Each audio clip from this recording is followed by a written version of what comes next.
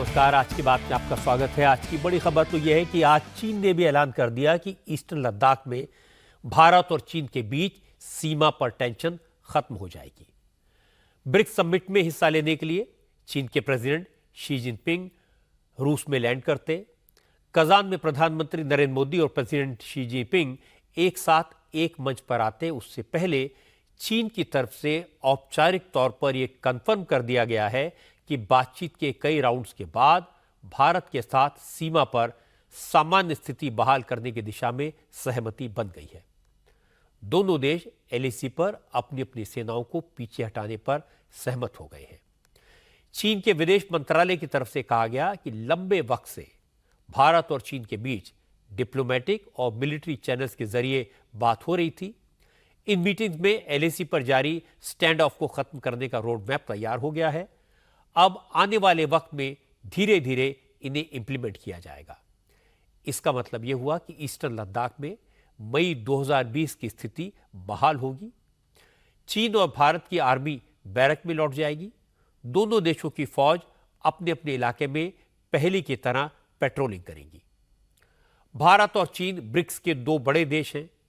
दोनों देशों ने अपनी सीमा पर जारी टेंशन को खत्म करके दुनिया के उन देशों को बड़ा मैसेज दिया है जहां युद्ध के हालात बने हुए हैं। आज प्रधानमंत्री नरेंद्र मोदी ने कजान में प्रेसिडेंट पुतिन के साथ डेलीगेशन लेवल की मीटिंग में कहा, बड़े से बड़े मुद्दों का हल शांति से ही बातचीत के जरिए निकाला जा सकता है। युद्ध किसी मसले का हल नहीं है।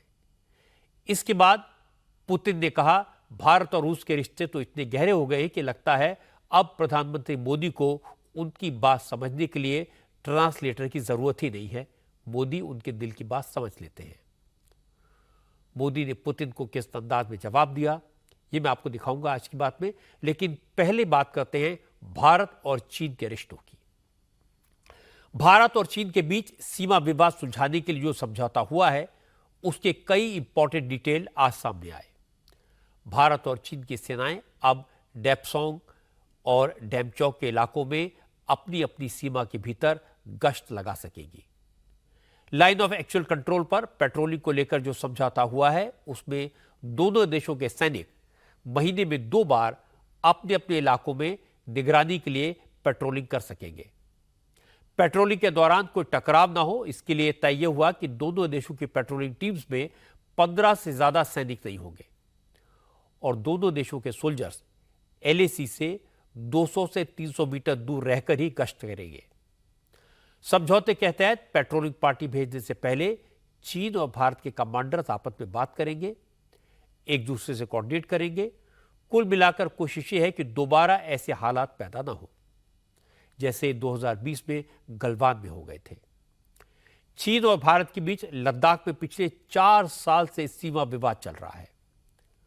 मई 2020 में गलवान घाटी में दोनों देशों के सैनिकों के बीच हिंसक टकराव हुआ था, जिसमें 20 सैनिक शहीद हो गए थे और चीन के भी कई सैनिक मारे गए थे। इसके बाद जून जुलाई 2020 में दोनों देशों के बीच गलवान और हॉट स्प्रिंग्स इलाकों में डिसएंगेजमेंट हुआ था। 2021 में लद्दाख के गोगरा और पैगोंग सो इलाकों में भी चीन और भारत ने अपने सैनिक पीछे हटा लिए थे, लेकिन डेप्सोंग और डेमचौक बॉर्डर पॉइंट्स पर चीन और भारत के सैनिक 4 साल से आमने सामने डटे हुए हैं। इस दौरान भारत और चीन के मिलिट्री कमांडर्स और डिप्लोमेट्स के बीच लगातार बातचीत होती रही और अब दोनों देशों के बीच डेप्सोंग और डेमचौक में गश्त को लेकर भी समझौता हो गया है। डेप्सोंग में भारतीय सैनिक अब पेट्रोलिंग पॉइंट 10 से 13 तक गश्त लगा सकेंगे, जो पिछले 4 साल से बंद थी। डेप्सोंग से चीन अपने सैनिक पीछे हटाएगा, वहां बनाए गए स्ट्रक्चर्स को तोड़ेगा। इस समझौते के मुताबिक सर्दियों में, विंटर में दोनों देश अपने सैनिक एलएसी से पीछे हटाएंगे। बेहतर कोऑर्डिनेशन के लिए चीन और भारत के कमांडर्स के बीच हर महीने में एक मीटिंग होगी। भारत के साथ हुए समझौते को कंफर्म करते हुए चीन के विदेश मंत्रालय के प्रवक्ता लिन जियान ने कहा, इस समझौते को चीन बहुत पॉजिटिव तरीके से ले रहा है और समझौते की शर्तों को प्रभावी तरीके से लागू करने के लिए भारत के साथ पूरा सहयोग करेगा। सीमा से जुड़े मसलों पर बातचीत के लिए चीन और भारत के कूटनीतिक और मिलिट्री अधिकारी लगातार एक दूसरे के संपर्क में थे। इन मुद्दों के समाधान को लेकर हाल के दिनों में दोनों देशों के बीच सहमति बन गई है। चीन की नजर में ये एक अच्छा कदम है। अगले चरण में चीन इस समझौते को असरदार ढंग से लागू करने के लिए चीन भारत के साथ मिलकर काम करेगा। चीन के साथ लाइन ऑफ एक्चुअल कंट्रोल पर मई 2020 में सीमा विवाद शुरू हुआ था, जिसके बाद दोनों देशों की फौज एग्रेसिव पोस्चर में आमने सामने थी। भारत ने चीन की किसी भी हरकत का जवाब देने के लिए 12,000 एडिशनल फोर्सेस पूर्वी लद्दाख में तैनात की थी। टैंक, तोपें, रॉकेट लॉन्चर, मिसाइल से लेकर मिसाइल डिफेंस सिस्टम भी तैनात किए थे। लेकिन अब धीरे धीरे डिसएंगेजमेंट का प्रोसेस शुरू होगा। चीन के साथ समझौता होने के बाद आज chief of army staff Upendra Dwivedi ने कहा, भारत चीन के साथ शुरू से ही इसी टारगेट को लेकर बात कर रहा था कि एलएसी पर मई 2020 से पहले की सिचुएशन कायम हो जाए। आर्मी चीफ ने कहा, गलवान की झड़प और उसके बाद टेंशन की वजह से भारत और चीन के बीच भरोसे की कमी है। इसलिए भले ही समझौता हो गया हो, लेकिन दोनों देशों को एक दूसरे पर फिर से विश्वास कायम करने में वक्त लगेगा। जनरल उपेंद्र द्विवेदी ने कहा, दोनों देश एक एक स्टेप आगे बढ़ेंगे ताकि लाइन ऑफ एक्चुअल कंट्रोल पर सिचुएशन नॉर्मल हो जाए। As far as we are concerned, we were looking at जहां तक हमारा सवाल है तो हम अप्रैल 2020 की स्थिति पर लौटना चाहते थे। हमारा पहला लक्ष्य तो यही था। इसके बाद हम डिसएस्केलेशन और डिसएंगेजमेंट करने और वास्तविक नियंत्रण रेखा के सामान्य प्रबंधन की ओर लौटने की कोशिश कर रहे थे। और एलएसी का नॉर्मल मैनेजमेंट सिर्फ डिसएंगेजमेंट पर खत्म नहीं होगा, आगे भी इसके कई चरण होंगे। हम अप्रैल 2020 की स्थिति की ओर वापस जाना चाहते थे। ये बात जनरल वाई के जोशी ने कही थी जब वो आर्मी कमांडर थे, और आपने देखा कि यही बात हुई है। अभी ये हो रहा है कि हम एक दूसरे पर भरोसा बहाल करने की कोशिश कर रहे हैं। ये भरोसा कैसे कायम होगा? ये इस तरह होगा जब हम एक दूसरे को देख सकेंगे, और इसके लिए हमें एक दूसरे को यकीन दिलाना होगा कि हमने जो बफर जोन बनाया है उनका उल्लंघन कोई नहीं कर रहा है। हमें ये भरोसा एक दूसरे को देना होगा। गश्त से इस तरह का फायदा होता है, तो अभी गश्त से शुरुआत होने जा रही है, और जैसे जैसे हम एक दूसरे का भरोसा जीतते जाएंगे तो हालात सामान्य करने के लिए दूसरे कदम भी उठाए जाएंगे। आर्मी चीफ की बात सही है कि भारत और चीन के बीच सीमा पर ट्रस्ट डेफिसिट है। इसको दूर होने में वक्त लगेगा। चीन के साथ एलएसी पर जो समझौता हुआ उसको लेकर इंडियन नेवी ने भी आज खुशी जताई। नेवी के वाइस एडमिरल कृष्णा स्वामीनाथन ने कहा, इस तरह के समझौते पर पहुंचना आसान नहीं होता, क्योंकि जब दो देश बातचीत की टेबल पर होते हैं तो सिर्फ मसला जमीन का नहीं होता, नेशनल सिक्योरिटी के साथ साथ लोगों के जज्बात भी जुड़े होते हैं। वाइस एडमिरल स्वामीनाथन ने कहा, ऐसा समझौता होना एक बड़ी अचीवमेंट है और उन्हें इससे काफी खुशी है। हम सब इस समझौते से खुश हैं। ये राष्ट्रीय सुरक्षा से जुड़ा मसला है। ऐसे समझौते पर राजी होना आसान नहीं होता। ये आसान काम नहीं है, क्योंकि सबके विचार होते हैं, अलग सोच होती है, जज्बाती मसले होते हैं, जमीन का मामला होता है, राष्ट्रीय सुरक्षा के मुद्दे होते हैं। तो जब आप बात करने जाते हैं तब आप एक साथ राष्ट्र की सोच से जुड़े तमाम मसलों से जूझ रहे होते हैं। मुझे इस समझौते की बारीकियां नहीं मालूम, मुझे जानने की जरूरत भी नहीं है, लेकिन हमें यह पता होने की जरूरत तो है कि किसी तरह का समझौता तो हुआ है, और निश्चित रूप से हम सब इस बात से खुश हैं। ये बात सही है कि भारत और चीन के बीच सरहद को लेकर जो समझौता हुआ है वो आसान नहीं था, मुश्किल काम था, और इसका मतलब समझने की जरूरत है। पहली बात तो ये कि अब चीन की फौज उन इलाकों से पीछे हट जाएगी जहां पर उसने 4 साल पहले कब्जा कर लिया था। एलएसी पर अप्रैल 2020 वाली स्थिति बहाल हो जाएगी। दोनों देशों के बीच बॉर्डर डिस्प्यूट को लेकर जो टेंशन थी उसे रिजॉल्व करने के लिए एक बड़ा प्लान तैयार किया गया है। इस प्लान को इंप्लीमेंट करना भी कोई आसान काम नहीं होगा। दूसरी बात है कि भारत और चीन के बीच रिश्ते खराब होने से ट्रेड पर, व्यापार पर जो असर पड़ा था वो भी अब धीरे धीरे खत्म हो जाएगा। भारत के बहुत सारे उद्योग ऐसे हैं जो रॉ मटेरियल के लिए चीन पर डिपेंडेंट हैं। अब उनकी मुश्किलें कम हो जाएंगी। तीसरी बात है कि भारत में राहुल गांधी बार बार चीन का मसला उठाते थे। ओवैसी भी बार बार चीन के कब्जे वाली जमीन की बात करते थे। अब इन नेताओं को चीन के बारे में बात करने के लिए मसाला नहीं मिलेगा। और चौथी बात है कि ऐसा लगता है कि नरेंद्र मोदी और शी जिनपिंग के बीच टेंशन कम करने में, रिश्ते सुधारने में पुतिन ने एक बड़ी भूमिका अदा की है। लद्दाख में चीन और भारत के बीच डिसएंगेजमेंट पर जो सहमति हुई, इसका असर आज रूस में दिखाई दिया। रूस के कजान में इस वक्त प्राइम मिनिस्टर नरेंद्र मोदी मौजूद हैं और चीन के प्रेसिडेंट शी जिनपिंग भी। ब्रिक्स समिट के साइडलाइंस में शी जिनपिंग और प्रधानमंत्री मोदी के बीच बाइलैटरल मीटिंग हो सकती है।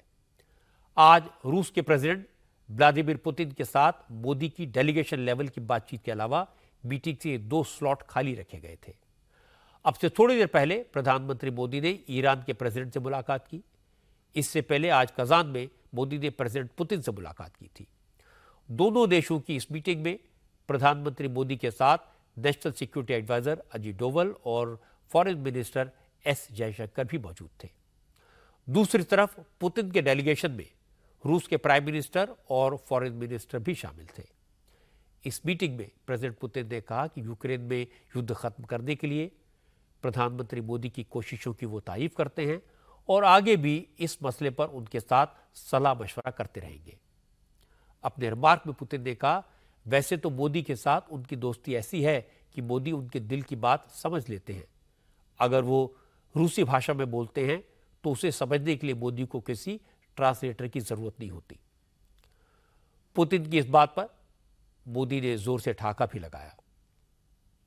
У нас такие отношения, что я считал, что вы и так все понимаете. Our relations are so tight that I thought that you would understand me without translation.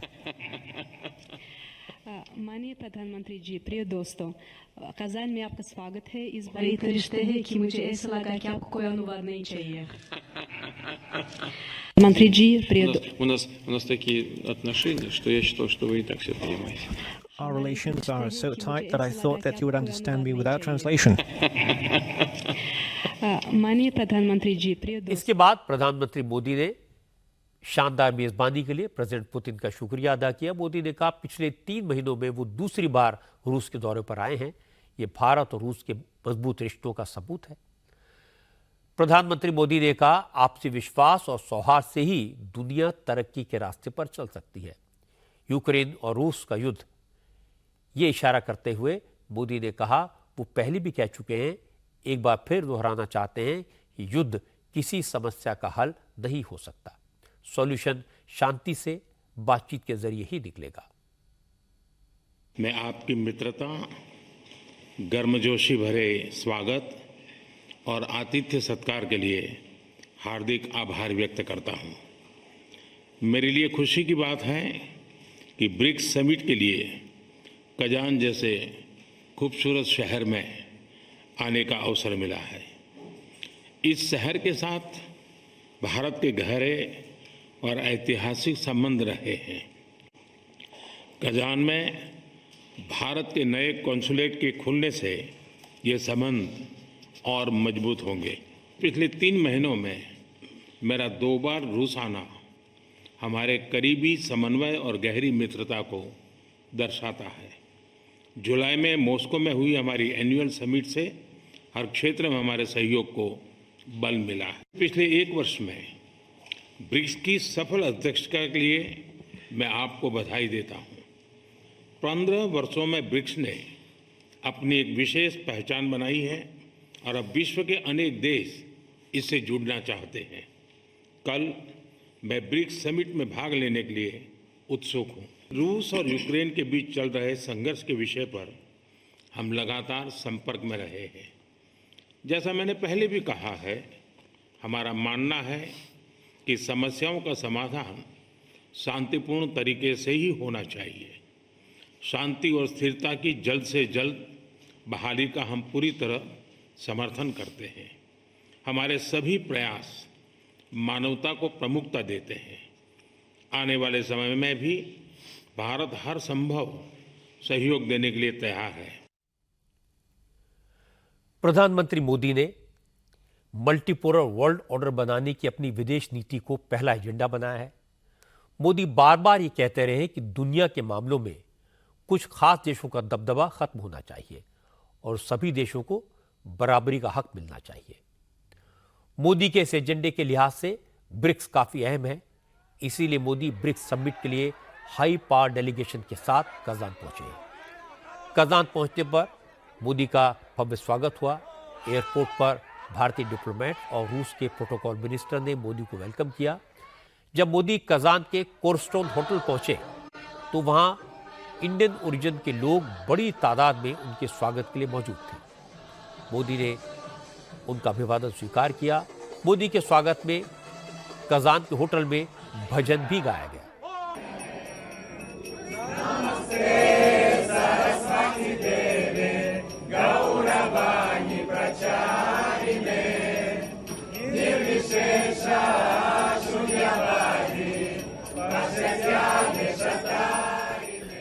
रूस में भारत के राजदूत विनय कुमार ने कहा, इस बार ब्रिक्स का एजेंडा बड़ा है।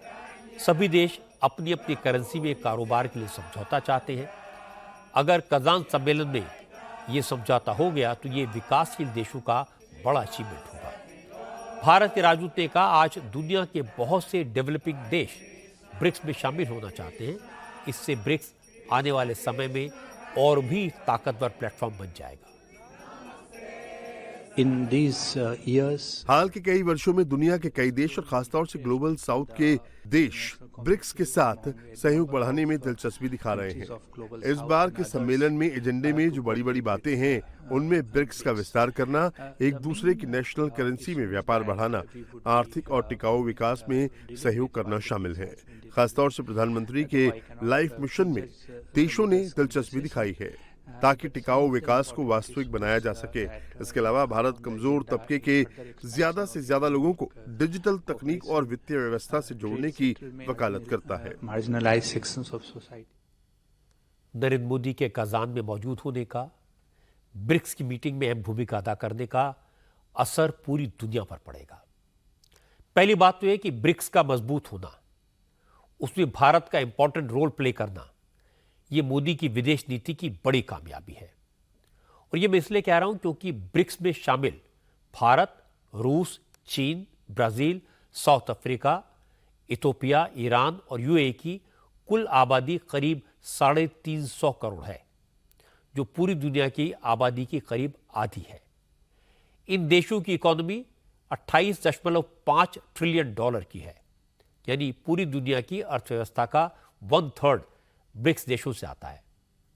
ब्रिक्स देश मिलकर काम करेंगे तो पूरी दुनिया पर इसका असर होगा। अमेरिका और यूरोप के डोमिनेशन को चुनौती दी जा सकेगी। दूसरी बात यह, नरेंद्र मोदी इस समय दुनिया के सबसे सीनियर, सबसे अनुभवी और सबसे प्रभावशाली नेताओं में से एक है। वो अपने प्रभाव का इस्तेमाल रूस और यूक्रेन के बीच युद्ध को रोकने के लिए करना चाहते हैं। पिछले कुछ महीनों में पुतिन के साथ हुई मीटिंग्स और फोन कॉल्स का दौर, ज़ेलेंस्की से कई राउंड की बातचीत इसी का संकेत है। अगर मोदी इस प्रयास में सफल हो पाए तो इससे भारत का मान बढ़ेगा। पूरी दुनिया भारत के सिद्धांत को मानेगी कि युद्ध से किसी समस्या का हल नहीं निकलता। अब रुख करते हैं अपने देश की खबरों का। आज ज्वाइंट पार्लियामेंट्री कमेटी की मीटिंग में जबरदस्त हंगामा देखने को मिला। बात इतनी बढ़ गई कि तृणमूल कांग्रेस के सांसद कल्याण बनर्जी ने गुस्से में कांच की बोतल फोड़कर कमेटी के चेयरमैन जगदम्बिका पाल को दे मारी। हालांकि जगदम्बिका पाल तो बच गए, लेकिन टूटी हुई बोतल के कांच से खुद कल्याण बनर्जी को चोट लग गई। इस हरकत के बाद जेपीसी की मीटिंग रोकनी पड़ी और इसके बाद इस शर्मनाक व्यवहार के लिए कल्याण बनर्जी को एक दिन के लिए जेपीसी की मीटिंग से सस्पेंड कर दिया गया। असल में वक्फ अमेंडमेंट बिल पर चर्चा के लिए बनाई गई जेपीसी में आज कटक से आए कुछ लीगल एक्सपर्ट्स अपनी बात रख रहे थे। तभी कल्याण बनर्जी ने कहा वो कुछ पूछना चाहते हैं। इस पर बीजेपी के एमपी अभिजीत भट्टाचार्य ने कहा वो पहले भी बोल चुके हैं, बार बार टोका टाकी से वक्त बर्बाद होता है, वो अब अपनी बात पूरी करें। इसके बाद जिसे चेयरमैन मौका देंगे वो बोलेगा। लेकिन कल्याण बनर्जी ने फिर कहा वो कुछ कहना चाहते हैं तो चेयरमैन ने इसकी परमिशन नहीं दी। इस पर कल्याण बनर्जी को गुस्सा आ गया। इसी बीच अभिजीत गांगुली ने उन्हें फिर टोका तो कल्याण बनर्जी अभिजीत गांगुली से भिड़ गए। दोनों के बीच तीखी बहस हुई। कल्याण बनर्जी तैश में आ गए। उन्होंने सामने रखी कांच की बोतल पटक दी, उसके टुकड़े हो गए और उसके टुकड़े चेयरमैन जगदम्बिका पाल की तरफ फेंके। इस घटना में कल्याण बनर्जी को खुद अंगूठे में चोट आई है। उन्हें फर्स्ट एड दी गई और उसके बाद संजय सिंह और असदुद्दीन ओवैसी कल्याण बनर्जी को लेकर मीटिंग हॉल से बाहर निकले, लेकिन कोई कुछ नहीं बोला। हालांकि जब मीटिंग दोबारा रिज्यूम हुई तो बीजेपी के मेंबर निशिकांत दुबे ने कल्याण बनर्जी को सस्पेंड करने के लिए प्रस्ताव रखा, जिस पर 10 लोगों ने सस्पेंशन के फेवर में वोट किया और कल्याण बनर्जी को 1 दिन के लिए सस्पेंड करने का फैसला हुआ। अब कल्याण बनर्जी अगली मीटिंग में हिस्सा नहीं ले पाएंगे। हालांकि इसके बाद कल्याण बनर्जी से पूरी घटना के बारे में पूछा गया तो उन्होंने कुछ भी कहने से इनकार कर दिया। सिर्फ इतना कहा कि जेपीसी के अंदर जो कुछ होता है उस पर बाहर कुछ नहीं कहा जा सकता। Nothing anything happened in the JPC can be said. Is it because of your unruly behavior that you have been suspended? चोट लगी है आपको, उसके बारे में कुछ Is it बता because सकते of your हैं? unruly behavior that you have been suspended? it's Why did you कैसे लगी है misbehave with आपको? Mr. Ganguly? What happened actually? Sir, how did you get hurt? Committee के ज्यादातर मेंबर्स आज हुए झगड़े पर खामोश हैं। सारे मेंबर्स नियमों का हवाला देकर कुछ भी बताने से इनकार कर रहे हैं, लेकिन कमेटी के चेयरमैन जगदम्बिका पाल ने खुलकर बात की। जगदम्बिका पाल ने कहा, कल्याण बनर्जी मीटिंग में सबसे ज्यादा बोलते हैं। वो चेयरमैन के तौर पर सभी मेंबर्स को बोलने का पूरा मौका देते हैं। उसके बाद भी उन पर पक्षपात का आरोप लगाना ठीक नहीं है। जगदम्बिका पाल ने कहा, अगर फिर भी किसी मेंबर को उनके व्यवहार पर आपत्ति है, उनकी निष्पक्षता पर शक है, तो उनकी शिकायत लोकसभा के स्पीकर से की जा सकती है। इसका प्रोसीजर है, लेकिन इस तरह हमला करना ठीक नहीं है। जगदम्बिका पाल ने कहा, उन्होंने इस घटना की शिकायत स्पीकर ओम बिरला से कर दी है। मैं 4 बार लोकसभा का सांसद रहा हूँ, 5 बार मैं विधानसभा और विधान परिषद में रहा हूँ। पिछले 40 वर्ष के संसदीय जीवन में तमाम मैं कमिटीज का चेयरमैन भी रहा हूँ, लेकिन आज जो घटना हुई है, ऐसी घटना की तो हम कल्पना भी नहीं कर सकते कि इस तरह से कोई मेंबर ऑफ पार्लियामेंट चेयरमैन के ऊपर, ये भी नहीं कि केवल बोतल फेंक दिया, बोतल को तोड़ा और उसके बाद उस बोतल को जिससे फेंका और मेरे सामने आके गिरा। मुझे लगता है कि कल कोई रिवॉल्वर लेके आ जाए, मेंबर को प्रिविलेज है। तो इस तरह की घटना में मैं तो कितना आहत हूँ। आप बोतल तोड़ के किसी के ऊपर फेंकेंगे या मारेंगे तो ऐसी कौन सी है? इसके बावजूद भी 1 दिन के लिए उन्हें निष्कासित किया गया है। ये पार्लियामेंट का मामला है। हमने श्री ओम बिरला जी को फ़ोन पे घटना के तत्काल बाद उनको अवगत करा दिया है और उनको मतलब क्योंकि इतनी बड़ी घटना थी, हमें हाउस को जेपीसी की मीटिंग पहली बार हमको एडजर्न करना पड़ा मजबूरी में, क्योंकि जिस तरीके से वहाँ घटना हो गई थी, जिस तरह से पूरी बोतल टूटी थी और सारी चीज़ें हो गई, सब लोग हतप्रभ रह गए थे। अगर वो मेरे ऊपर बोतल गिर जाती तो मेरी आंख भी जा सकती थी, मेरे चेहरे पे कितना नुकसान हो सकता था, क्योंकि उन्होंने जब बोतल तोड़ा है तो उनके हाथ में भी चोट लगी है। जब जगदम्बिका पाल का बयान आया उस वक्त तक कल्याण बनर्जी कोलकाता पहुंच चुके थे। कोलकाता में कल्याण बनर्जी ने यह तो नहीं बताया कि जेपीसी मीटिंग में क्या हुआ, लेकिन उन्होंने कहा उनकी लड़ाई नॉन सेक्युलर फोर्सेस से है और ये लड़ाई जारी रहेगी। नॉन सेक्युलर फोर्स का अगेंस्ट में मेरा लड़ाई जारी रहेगा। जो देश को सेक्युलर कैरेक्टर को नॉन सेक्युलर करने की कोशिश कर रहे हैं, उनका विरुद्ध में मेरा लड़ाई जारी रहेगा। हम लोग का लड़ाई जारी रहेगा। वक्फ प्रॉपर्टी एक्ट पर जो जेपीसी बनी है, इसमें कुल 30 मेंबर्स हैं। असदुद्दीन ओवैसी, इमरान मसूद, मौलाना मुहिबुल्लाह नदवी, मोहम्मद जावेद, अरविंद सावंत, गुलाम अली, मोहम्मद नदीमुल हक, मोहम्मद अब्दुल्ला जैसे तेज तर्रार नेता इसके मेंबर हैं। ये सब इस तरह के मसलों पर, वक्फ बोर्ड पर, प्रॉपर्टी पर अपनी राय रखते हैं। ओवैसी तो कल्याण बनर्जी से भी तीखा बोलते हैं, खुलकर बोलते हैं। इसके बावजूद ओवैसी कभी भी अनपार्लियामेंट्री व्यवहार नहीं करते। कड़वी से कड़वी बात संयम से, सलीके से, शालीनता से कह देते हैं। लेकिन कल्याण बनर्जी मौके बेमौके भड़क जाते हैं। आज उन्होंने जो किया वो किसी पार्लियामेंट्री कमेटी की मीटिंग में कभी नहीं हुआ। कांच की बोतल पटक कर तोड़ना गंभीर बात है। जाहिर है कल्याण बनर्जी गुस्सा दिखाकर अपनी राजनीति चमकाना चाहते हैं। ममता बनर्जी के अपने नंबर बढ़ाना चाहते हैं। लेकिन वक्फ के मामले में इस तरह की हरकत करने वाले वो अकेले नहीं हैं। कई और नेता भी हैं जो इस तरह के विवादों को अपनी राजनीति चमकाने का जरिया बना रहे हैं। आज जयपुर से ऐसी ही खबर आई। जयपुर के हवा महल इलाके से बीजेपी के विधायक बाल मुकुंद कल रात अचानक अपने कुछ सपोर्टर्स के साथ जयपुर के बदनपुरा इलाके में एक इमाम बाड़े में जबरदस्ती घुस गए। बाल मुकुंद जब इमाम बाड़े में पहुंचे उस वक्त वहां नमाज की तैयारी हो रही थी। उसी वक्त बाल मुकुंद अपने दल बल के साथ इमाम बाड़े के शैनशीन तक घुस गए। इमाम बाड़े के शैनशीन का पर्दा हटाकर बाल मुकुंद ने वहां मौजूद लोगों से पूछा, यहां रखी मूर्तियां कहां गई? ये तो मंदिर है। इसके बाद वो इमाम बाड़े के जनान खाने के पर्दे हटाकर जांच पड़ताल करने लगे। वहां मौजूद महिलाओं ने इसका विरोध किया। बीजेपी विधायक की इस हरकत की खबर फैली तो शिया समुदाय के तमाम लोग इमाम बाड़े में इकट्ठा हो गए। बाल मुकुंद का विरोध शुरू हो गया। लेकिन बीजेपी विधायक बार बार यही दावा करते रहे, ये इमाम बाड़ा नहीं, ये तो पुराना मंदिर है, इस पर गैर कानूनी कब्जा है। और अब इमाम बाड़े के बाहर बोर्ड लगाकर जमीन पर कब्जे की तैयारी है। जब भीड़ बढ़ गई तो बाल मुकुंद ने पुलिस को कॉल किया।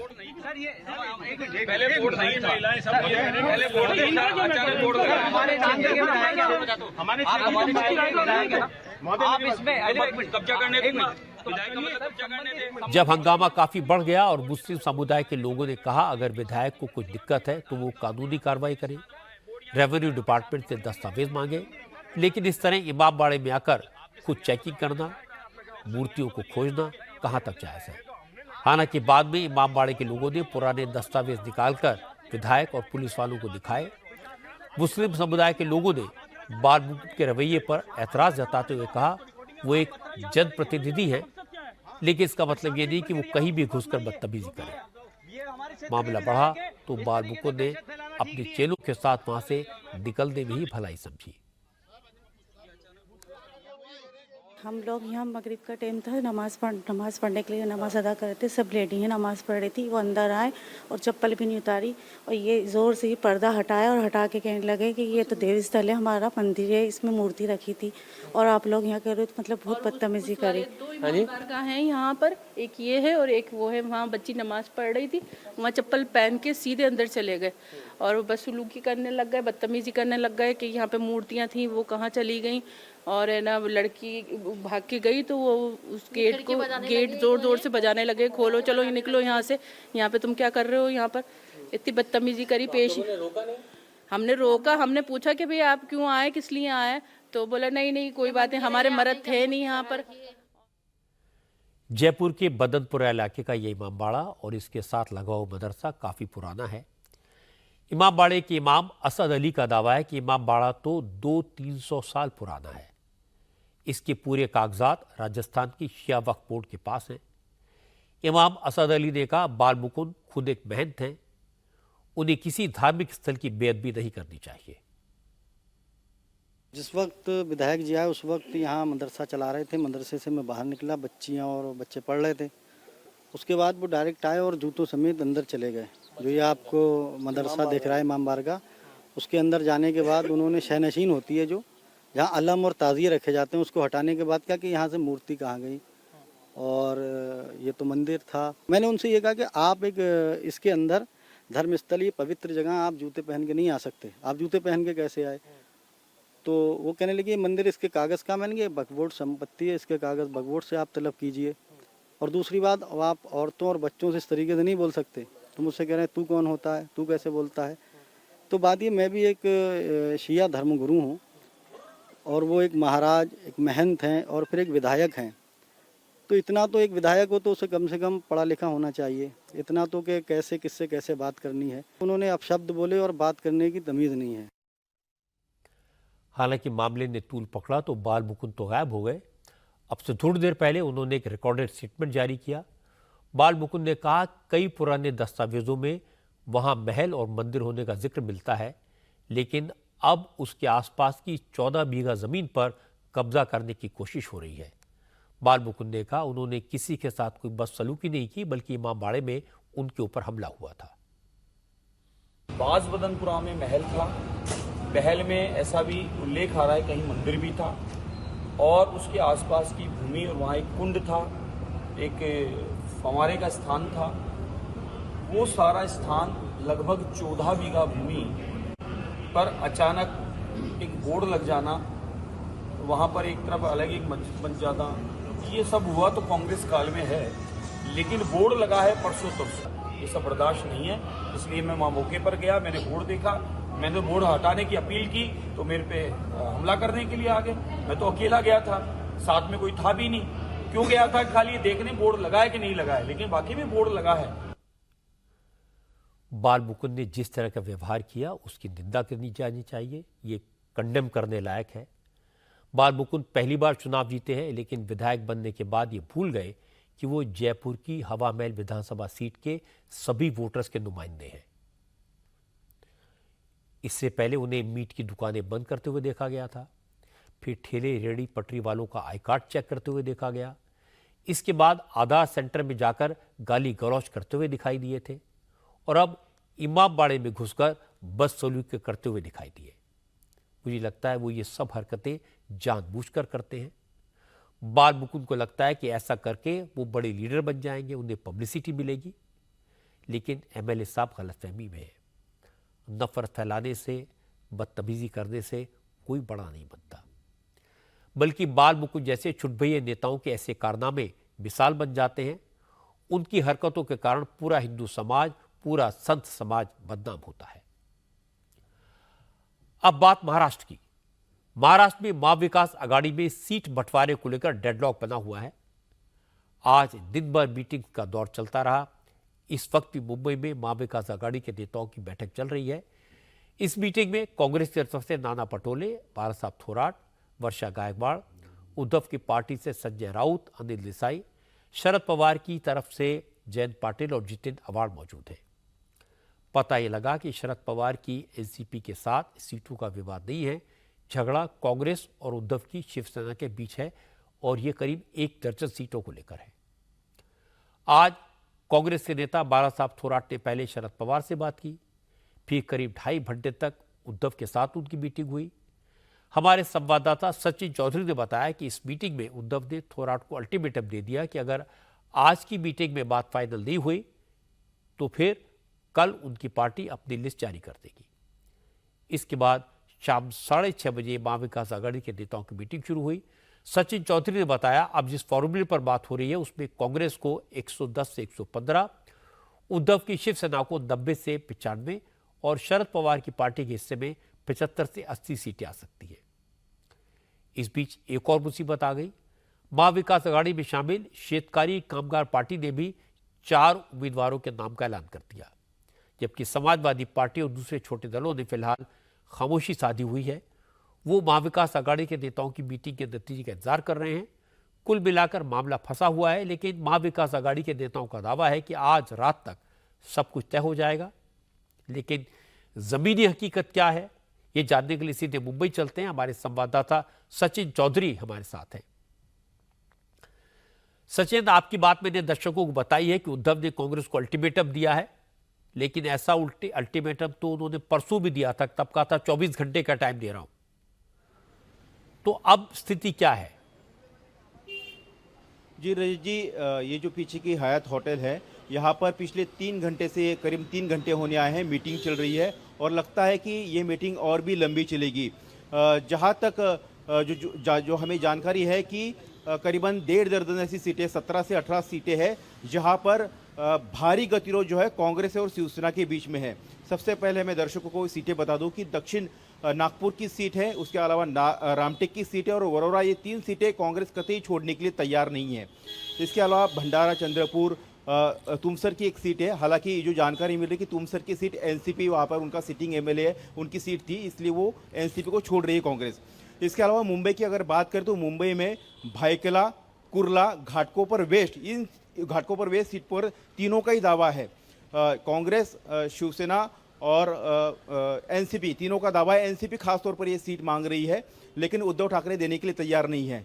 इसके अलावा जो बांद्रा ईस्ट की सीट है, जीशान सिद्दीकी, जहां कांग्रेस की सिटिंग एमएलए है, वो सीट भी जो कांग्रेस छोड़ना नहीं चाहती, लेकिन जो जानकारी मिल रही है कि हो सकता है कि कांग्रेस वो सीट छोड़ दे, लेकिन विदर्भ की सीटों पर कांग्रेस कतई कॉम्प्रोमाइज करने के लिए तैयार नहीं, क्योंकि उद्धव ठाकरे दक्षिण नागपुर की जो ऐसी सीट मांग रहे हैं जहां पर जिस उम्मीदवार के लिए उद्धव ठाकरे सीट मांग रहे हैं उन्हें महज 4000 वोट मिले थे और गिरीश पांडो वहां से 31 वोट से हारे थे। अब वहां पर गिरीश पांडो और अतुल लोंढे पाटिल, जो प्रवक्ता है कांग्रेस के महाराष्ट्र के मुख्य, उनके लिए उस सीट की मांग जो है वो जारी है।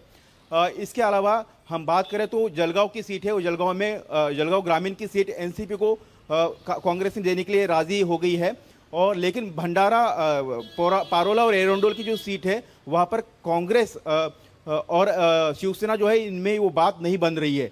तो ऐसी कई सारी सीटें हैं, करीबन 1.5 दर्जन ऐसी सीटें हैं जिसको लेकर भारी गतिरोध अभी भी बना हुआ है और लगता है कि चर्चा आगे भी जाएगी।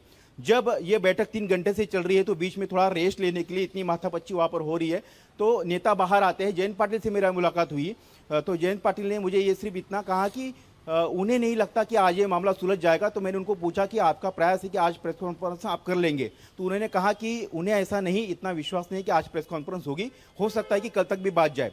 संजय राउत भी बाहर आए, उनसे भी मेरी बात हुई थी, तो संजय राउत ने यह कहा था कि भले आज रात के 1:30 बज जाए, 2 बज जाए, लेकिन हम आज मामले को सॉर्ट आउट करना चाहेंगे। उद्धव ठाकरे ने जैसा अल्टीमेटम दिया है कि आज के आज मामले को आप सुलझा लीजिए, नहीं तो कल हम हमारी लिस्ट जो है जारी कर लेंगे। संजय राउत उद्धव ठाकरे की पार्टी से पूरा किला वहां पर लड़ रहे, पुरजोर वहां पर बहस हो रही है, और कांग्रेस अपनी जिद पर अड़ी हुई है कि वो विदर्भ को लेकर ज्यादा कोई कॉम्प्रोमाइज करने के लिए तैयार नहीं, क्योंकि उद्धव ठाकरे जिन सीटों के लिए मांग कर रहे हैं वो मेरिट में नहीं बैठती है। जिन उम्मीदवारों के लिए वो सीट मांग रहे हैं वो मेरिट में नहीं बैठती है, और सांगली जैसा वहां पर पचड़ा ना खड़ा हो, ये कांग्रेस की कोशिश है। तो लगता नहीं कि इतनी जल्दी ये सुलझ पाएगा। हालांकि शिवसेना की ये कोशिश है कि आज के आज मामले को सुलझा जाए। सचिन, ये बात सही है, किसी के लिए भी कहना बड़ा मुश्किल है कि वाकई में आज ये बात सुलझ जाएगी, नहीं सुलझ जाएगी, बात कहां तक पहुंचती है, कितना वाद विवाद होता है।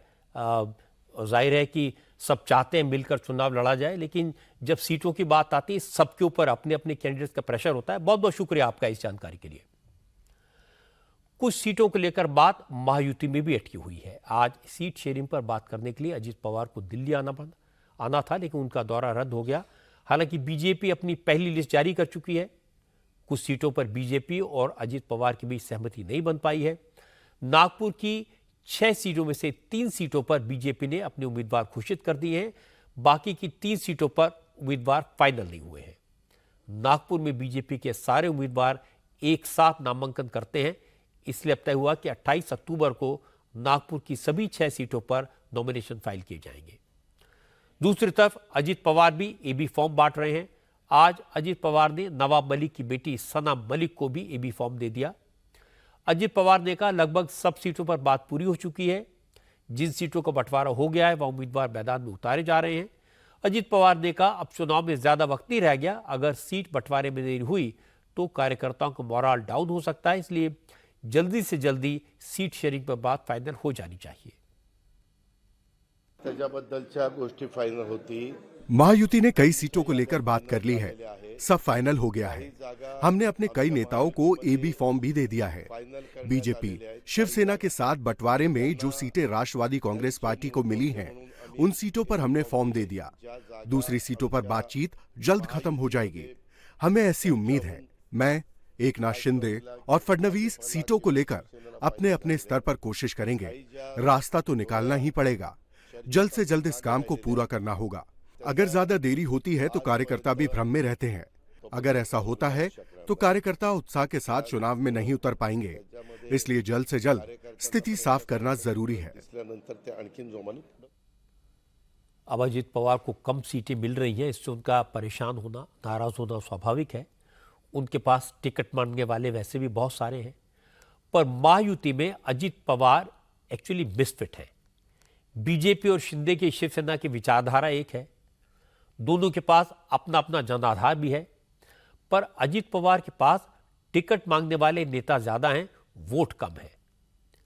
तो भी मेरी जानकारी है कि बीजेपी की टॉप लीडरशिप ने अजित पवार को साथ लेकर चलने का निर्णय किया है। उन्होंने अपनी पार्टी के नेताओं को कन्वे किया है कि अजित पवार जैसे भी हैं वो महायुति का हिस्सा रहेंगे और उन्हें साथ रखकर ही चुनाव लड़ना है। इसमें कोई इफ या बट नहीं होगा। महाराष्ट्र के इलेक्शन में आज कैश का खेल भी दिखाई दिया। पुणे में पुलिस ने एक गाड़ी से 5 करोड़ रुपए कैश बरामद किया। मुंबई बेंगलोर हाईवे पर खेड़ शिवापुर नाके पर पुलिस ने एक इनोवा को रोका, कार की तलाशी ली तो उसमें 500 रुपए की 1000 गड्डियां मिली। इसके बाद पुलिस ने गाड़ी को जब्त कर लिया। इनकम टैक्स और दूसरी एजेंसीज को बुलाया गया। कार का पंचनामा हुआ, नोटों की गिनती हुई तो रकम 5 करोड़ की निकली। पुलिस ने कैश को करेंसी चेस्ट में भेज दिया। पुणे के एसपी पंकज देशमुख ने बताया कि गाड़ी में 4 लोग सवार थे। इसमें एक बिजनेसमैन था, उसका दावा है कि पैसा उसका है। अब इनकम टैक्स डिपार्टमेंट इसकी जांच कर रहा है। इतनी बड़ी मात्रा में कैश कहां से आया और ये लीगल है या नहीं। लेकिन जैसे ही कैश की बरामदगी हुई तो सियासत शुरू हो गई। उद्धव ठाकरे की शिवसेना ने इल्जाम लगाया कि पुणे में जो पैसा बरामद हुआ है वो एकनाथ शिंदे की पार्टी का है। संजय राउत ने कहा कि एकनाथ शिंदे ने अपने सभी उम्मीदवारों को 50-50 करोड़ रुपए देने का वादा किया है। 15 करोड़ की फर्स्ट इंस्टॉलमेंट अभी उम्मीदवारों को भेजी जा रही है। पुलिस ने 15 करोड़ बरामद किए हैं, लेकिन मुंबई से फोन गया और 10 करोड़ कैश छुपा दिया गया। राउत ने दावा किया कि जो रकम पकड़ी गई है वो भी शिवसेना के कार्यकर्ताओं के दबाव में हुआ है। कल 2 गाड़ियां थी, उसमें लगभग 15 करोड़ रुपए थे। एकनाथ शिंदे ने अपने लोगों को 50-50 करोड़ फिर एक बार देने का चुनाव जीतने के लिए व्यवस्था की। उसमें से 15 करोड़ का फर्स्ट इंस्टॉलमेंट सबको जा रहा है। उसमें से सांगोला के उनके जो गद्दार आमदार है उनके 15 करोड़ जा रहे थे। अभी 5 करोड़ का तो हिसाब लग गया, 10 करोड़ छोड़ दिया। उसी विधायक के लोग गाड़ी में थे। मुख्यमंत्री के बंगले से एक फोन आया और पूरा मामला रफा दफा करने की कोशिश की, लेकिन 5 करोड़ रुपए हमारे लोगों ने जब्त करवा दिए। सिर्फ गाड़ी जब्त की और पैसा जब्त किया। इसलिए वो पैसा सीधा मुख्यमंत्री कार्यालय से ऑपरेट हो रहा है। इसके लिए हमारे पास पूरे एविडेंस है, जल्दी आ जाएंगे सामने। ये एक उदाहरण है किस तरह से पैसों का डिस्ट्रीब्यूशन चल रहा है मुख्यमंत्री देवेंद्र फडणवीस या अजित पवार की तरफ से। इसके बाद शरद पवार के भतीजे और एनसीपी के विधायक रोहित पवार ने 5 करोड़ और बढ़ा दिए। उन्होंने कहा 20 करोड़ जब्त हुए थे, 4 गाड़ियों में पैसा था। इसके बाद जितिन अवार्ड ने कहा 17 करोड़ पकड़े गए थे, लेकिन बरामदगी सिर्फ 5 करोड़ की दिखाई गई। जितिन अवार्ड ने कहा सत्ता पक्ष के सारे बड़े नेता हेलीकॉप्टर से पैसे की सप्लाई कर रहे हैं, लेकिन चुनाव आयोग ने आंख पर पट्टी बांध ली है। जितेंद्र अवार्ड ने कहा इस मामले में कुछ नहीं होगा क्योंकि इलेक्शन कमीशन बीजेपी का पपेट है। कैश 17 करोड़ की थी, पकड़ी गई, 5 करोड़ दिखाए गए। देखिए क्या करने वाला है, एक्शन लेने वाला है, एक्शन लेने वाला है। चुनाव आयोग तो कठपुतली है, क्या होने वाला है, कुछ नहीं होने वाला है। पर सिर्फ 17 करोड़ रुपया एक आमदार को दिया जा रहा है चुनाव लड़ने के लिए, यानी देखिए क्या पैसा जा रहा है। मेरा ये दावा है कि जो सत्ताधारी मंत्री और बड़े मंत्री है वो हेलीकॉप्टर का इस्तेमाल सिर्फ और सिर्फ पैसे ले जाने के लिए करते हैं, क्योंकि किसी गांव में उतर गया हेलीकॉप्टर, वहां कौन चेकिंग करेगा। विरोधी दलों के नेताओं को जवाब दिया बीजेपी नेता सुधीर मुनगंटीवार ने। मुनगंटीवार ने कहा अगर विपक्ष के आरोपों को सही मान भी लिया जाए कि यह पैसा महायुति की तरफ से भेजा गया तो भी उसे पकड़ा तो गया। महाराष्ट्र की पुलिस ने उसे जब्त तो किया। इसका मतलब है सरकार जिम्मेदारी से काम कर रही है। सरकार संवेदनशीलता के साथ काम करती है, पुलिस विभाग संवेदनशीलता के साथ काम करता है। ये तो विरोधी पार्टी है, फिर इसका मतलब है कह रही है अगर कैश पकड़ी गई है तो फिर इसका मतलब ऐसा है कि सरकार चुनाव में गंभीरता से काम कर रही है। अब वो कैश किसकी है, कौन से काम किए गए जाए, तो ये तो चौकसी का भाग है। मगर एक तरफ ये कहना और दूसरी तरफ फिर एक फिल्म थी उसमें कादर खान 2 बाजू लेता था, तो वैसे ये फिल्म दोगलेपन। हमारी राज्य में पकड़ी गई ना, और अगर हमारी ही किसी व्यक्ति की होगी फिर भी पकड़ी जाती है, इसका मतलब क्या है? सरकार चुनाव में संवेदनशील है। न्याय अन्याय, इसमें न्याय के और सत्य के बाजू से खड़ी है, इसका अर्थ नहीं होता कि भैया। अभी ये कहना मुश्किल है कि पकड़ा गया कैश कितना था, किसका था, कहां से आया और कहां जा रहा था, पर यह कड़वा सच है कि चुनाव में खर्च पर जो लिमिट लगाई गई है उसका कोई मतलब नहीं है। एक एक कैंडिडेट को करोड़ों रुपए खर्च करने पड़ते हैं, इसमें भारी मात्रा में कैश इन्वॉल्व होता है, ये बात सब जानते हैं। लेकिन सब ने एक तरह से स्वीकार कर लिया कि इलेक्शन कमीशन की लिमिट के आधार पर पैसा खर्च करके कोई चुनाव नहीं जीत सकता। सीटों को लेकर झगड़ा यूपी में भी हो रहा है। यहां यह झगड़ा कांग्रेस और समाजवादी पार्टी के बीच है। यूपी में 9 सीटों पर बाई इलेक्शन होना है। अखिलेश यादव ने अपनी पार्टी के 7 उम्मीदवारों के नाम डिक्लेयर कर दिए हैं। 2 सीटें गाजियाबाद सदर और खैर कांग्रेस के लिए छोड़ी हैं, लेकिन कांग्रेस 9 में से 5 सीटों पर दावेदारी कर रही है। आज यूपी कांग्रेस के अध्यक्ष अजय राय ने कहा उन्होंने अपनी मांग अखिलेश यादव के सामने रख दी है, लेकिन अभी तक कोई जवाब नहीं मिला है। अजय राय ने कहा अब आगे क्या करना है इसका फैसला कांग्रेस हाईकमान करेगी। लेकिन अखिलेश यादव ने सिर्फ इतना कहा, उन्होंने कांग्रेस को जवाब दे दिया है, कोई विवाद नहीं है, एडजस्टमेंट हो जाएगा। लेकिन इसी दौरान अखिलेश ने कांग्रेस को चिढ़ाने वाला एक और फैसला किया। मध्य प्रदेश की 2 सीटों बुधनी और विजयपुर में भी बाई इलेक्शन होने हैं। अखिलेश यादव ने कांग्रेस से इनमें से एक सीट मांगी थी। कांग्रेस ने दोनों सीटों पर उम्मीदवारों के नामों का ऐलान कर दिया, तो अखिलेश ने बुधनी सीट से अर्जुन राय को समाजवादी पार्टी का टिकट दे दिया। अर्जुन राय कल ही कांग्रेस से इस्तीफा देकर समाजवादी पार्टी में शामिल हुए हैं। चूंकि बुधनी सीट शिवराज सिंह चौहान के सांसद बनने के कारण खाली हुई है, इसलिए बुधनी सीट पर कांग्रेस और समाजवादी पार्टी के झगड़े पर शिवराज ने रिएक्ट किया। उन्होंने कहा इन दोनों पार्टियों का गठबंधन सिर्फ स्वार्थ के लिए हुआ है, इसलिए इनका यही हश्र होना है। गठबंधन कहीं की ईंट कहीं का रोड़ा है, और इसलिए ये स्वाभाविक अलायंस थोड़ी है। ये तो कुछ स्वार्थी लोगों का गठबंधन है जो समान स्वार्थों के आधार पर इकट्ठा होते हैं। इनके बीच कोई सैद्धांतिक सहमति नहीं है, केवल एक ही रट, मोदी जी का विरोध, बीजेपी का विरोध। मोदी जी के विरोध में अंधे लोग देश की प्रगति और विकास को भी बाधित करते हैं, जन कल्याण के कामों पर भी उंगली उठाते हैं। ये लोग देश के विकास के लिए नहीं है, जनता के कल्याण के लिए नहीं है। लेकिन अंतर विरोधों से जूझ रहे लोग कहां स्वाभाविक रूप से इकट्ठे हो सकते हैं? तो जिन लोगों में ना तो वैचारिक समानता है ना जनता का हित, वो तो ऐसे ही लड़ते भिड़ते रहेंगे। यूपी में अखिलेश यादव सही है, 9 सीटों पर बाई इलेक्शन है। कांग्रेस 2 से ज्यादा डिजर्व नहीं करती। यूपी में कांग्रेस बढ़ चढ़कर डिमांड कर रही है। अखिलेश ने किसी तरह से गठबंधन को बचाकर रखा हुआ है। लेकिन मध्य प्रदेश में कांग्रेस सही है। जैसे यूपी में कांग्रेस का जनाधार नहीं है, वैसे ही मध्य प्रदेश में सपा की कोई पहचान नहीं है। इसीलिए आज शिवराज सिंह ने कहा कांग्रेस और सपा का गठबंधन बेमेल है, ये ज्यादा दिन नहीं चलेगा। भोपाल से आज एक इंटरेस्टिंग तस्वीर आई। देश विरोधी नारेबाजी करने वाला फैजान आज पुलिस स्टेशन में तिरंगे को सैल्यूट करके भारत माता की जय के नारे लगाता दिखाई दिया। असल में कुछ दिन पहले फैजान भोपाल में देश के खिलाफ नारेबाजी कर रहा था। पुलिस ने पकड़कर जेल भेज दिया। इसके बाद हाई कोर्ट से जमानत तो मिल गई, लेकिन कोर्ट ने फैजान को इस कंडीशन पर जमानत दी कि जब तक केस खत्म नहीं हो जाता तब तक वो हर महीने के पहले और आखिरी मंगलवार को पुलिस स्टेशन में हाजिरी लगाएगा। पुलिस स्टेशन में 21 बार तिरंगे को सलामी देगा और 21 बार भारत माता की जय का नारा लगाएगा।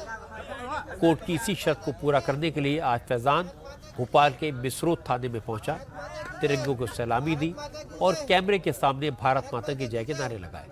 भारत माता की जय, भारत माता की जय, भारत माता की जय।